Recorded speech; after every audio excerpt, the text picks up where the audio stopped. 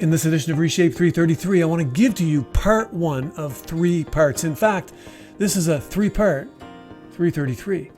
I want to give to you what I think are 3 different options for your congregation, especially if your church is smaller and particularly if your church is struggling and perhaps shrinking. Give me 333 seconds. Let's get at it.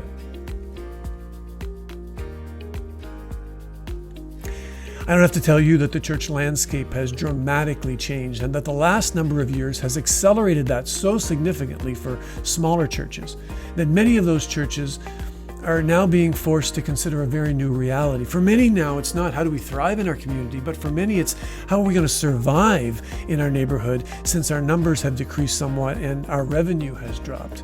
And increasingly, many small churches are closing. In the United States, and I would say in my gut that it's probably very similar in Canada, 70% of churches are under 100 people. More than that, 70% of churchgoers go to churches that are over 250 people. Now write that down and just sort of play with that in your head for a minute or so that you can grasp it. But what it means is this. More and more and more, the small church is struggling and shrinking, and many are closing. Number one, because fewer people are looking for a church in our culture today. And number two, if they are looking for a church, they're choosing to go to a larger rather than smaller church.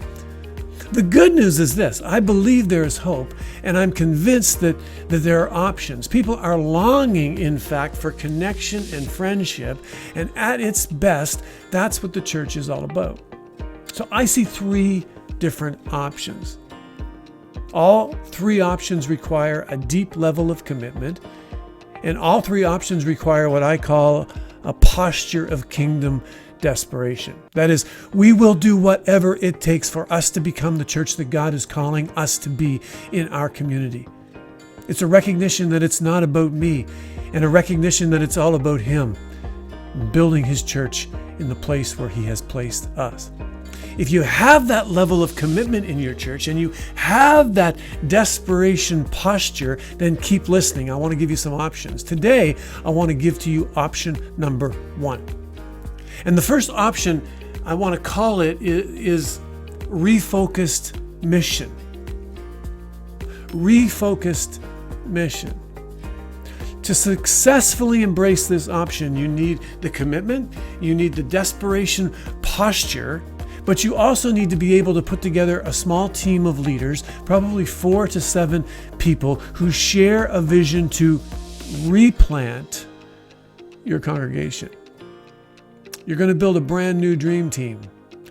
You're going to build a team to consider your church's future.